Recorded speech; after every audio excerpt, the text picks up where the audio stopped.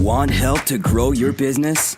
Download BRiN, the world's first business advisor in your pocket. To find out more, visit BRiN.ai or search the App Store today.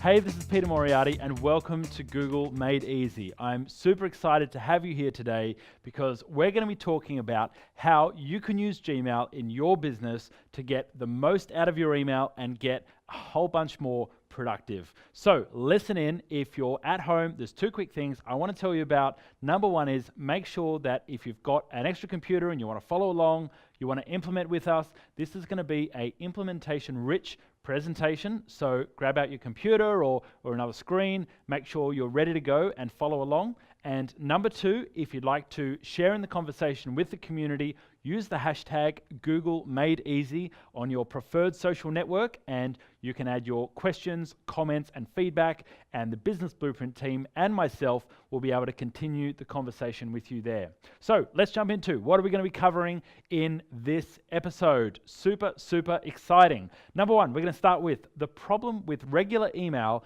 and what is the big idea behind Gmail. Gmail is one of the brainchilds of Google, this amazing company that has changed so much about what we do online. So if you've never seen Gmail before, or this is something new to you, or if you heard your friends talking about it, this is going to be extremely valuable for you and maybe even life-changing. We're going to get into what are some of the differences between Gmail and Microsoft Outlook or Macmail or whatever apps you might be using now to collect your email. We'll talk about how to make the choice between a personal Gmail account, which is free and everybody can get access to that, and you might even have one of those now, and what is Google Apps for Work, which is Google's business suite of tools and Google's business version of Gmail. We'll be talking about how to get through the basics of Gmail. So once you've logged into your Gmail account for the first time, what do you do, where do you go, and what are the right buttons to hit? And then how to do things like archiving and using labels, which are new terms, and these are new ways of working with email that you might not be familiar with yet. We'll be covering how to understand the power of Google's search and how to use that right in your inbox. So Google has the amazing Google search built right into Gmail. We're going to show you some of the cool tricks on how to use that. And then we'll be going through things like setting up your signature, adding an image, getting your emails looking nice and professional before you start going and emailing clients from your Gmail account. And we'll also be showing you some of our favorite plugins and add-ons to get more out of your Gmail account so you can supercharge your inbox and give you some really cool tools to get more right out of the inbox. Finally, we've got a secret ingredient, and that is how you can work with Gmail offline, because you may have noticed that Gmail is all 100% cloud, as all of Google's tools are, but Google has got a special little secret sauce that'll let you use it offline. So I'm really excited to share this with you guys, and we are going to go ahead and get right started into our Gmail. Let's get going. So let's talk about what is the difference between regular email and Gmail. What's the big idea with Gmail? How do things work? If you think right back to the first time that you got your email address, maybe it was in the mid to late 90s. I remember I was still in school at that time. Think about that first email address and you got a massive 5 megabytes mailbox, right? And if too many of your friends emailed you at one time and you got a couple of hundred emails, or someone sent you a big attachment, that email inbox would fill up and all of a sudden you couldn't receive emails anymore.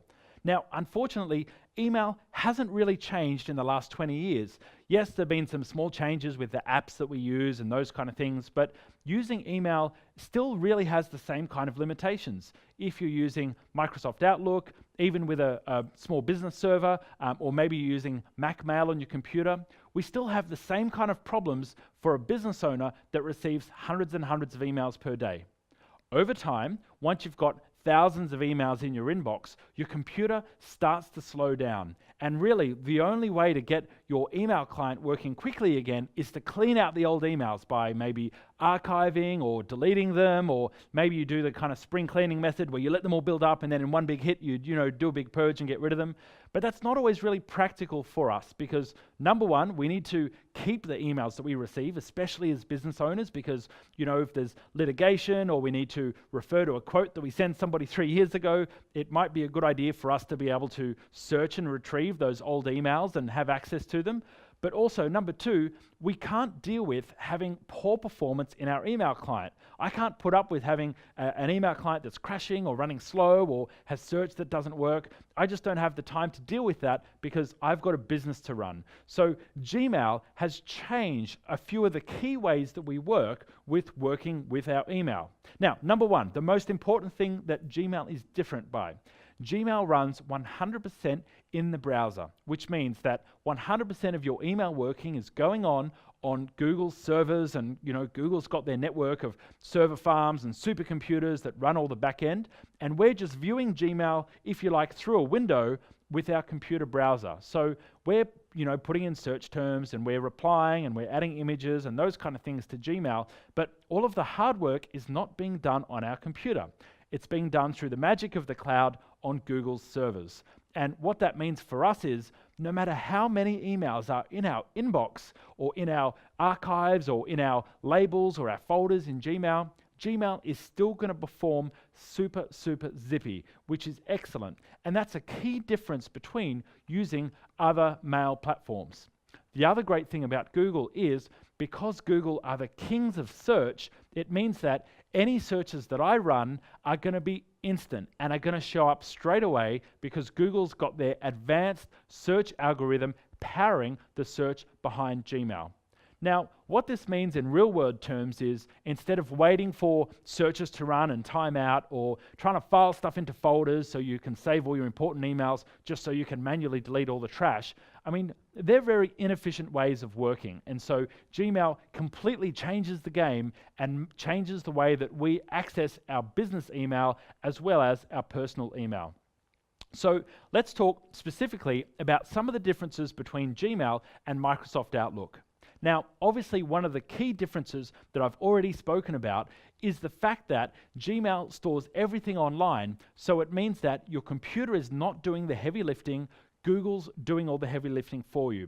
And I want to show you an example so you can see in real-world terms exactly what that means. Now, have a look at your inbox right now. Have a look at how many emails you've got sitting in there. If you've got things nice and tidy and under control, maybe you've got 100 or so emails that are sitting there at the moment. If you're completely out of control, maybe you've got thousands or even tens of thousands of emails sitting in your inbox. Now, I would hazard a guess that if you've had your email mailbox for 5 years or more, as typically most business owners will, that Outlook or Macmail or whatever you're using is probably running a bit slow now. Maybe the searches, crash from time to time. Maybe the app itself crashes and, you've got to restart it or restart your computer to get it going again. This happens because the email protocol hasn't really caught up with the amount of emails that we receive each day. Business owners will typically receive 100 to 150 emails per day flying into our inbox. And I kind of feel like, it's a fire hose pointed at your face, like, kind of smashing you each day with emails. And it's just really hard to keep control of that. And us, as poor business owners, we can either sit there for 3 hours a day deleting all those, spam emails that we don't need, or we can do what most people do and just let it get completely out of control. Now, thankfully, Gmail solves that problem for us because the storage with Gmail is virtually limitless. We can put gigabytes and gigabytes of emails into our Google account and have it not affect performance one bit. Because remember, Google's got their supercomputers managing all of our email. So our poor little computer doesn't have to deal with the tens of thousands of emails coming into our inbox. I'm going to show you a very, very quick example of exactly what that looks like in my mailbox. So have a think about when you're in your email and you're working with your mailbox, how many emails you delete each day just to keep your inbox clean.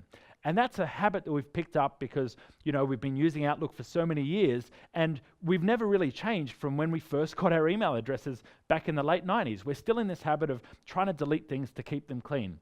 I want to show you what a Gmail inbox looks like. This is my personal Gmail inbox that I've had for over 8 years now, and I've never deleted an email in that time. Let me show you just how much email is in there.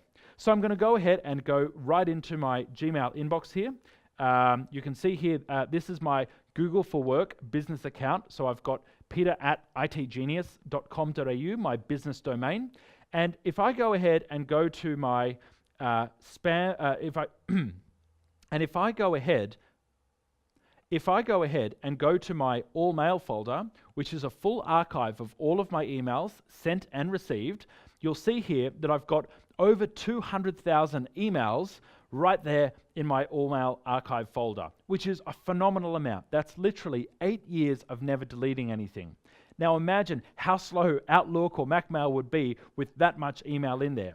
Yet I can do something like run a search for my emails, and if I, let's say, search for emails way back to 2011, going back a few years, you'll see that Google instantly brings those up for me. It was so quick, when I hit the button, it was nearly like it was already there. Now, those emails are instantly retrievable going back as far as I need to. So what that means for me is that I never have to worry about deleting emails or trying to do a spring cleaning to kind of get them all organized and tidied up, but also I can always manage to search for the emails that I need without my email client crashing or giving me any trouble going back and accessing those emails when I need to retrieve them. And for me, as a business owner, that's extremely powerful. It means that any emails that I receive from clients, I always have a record of.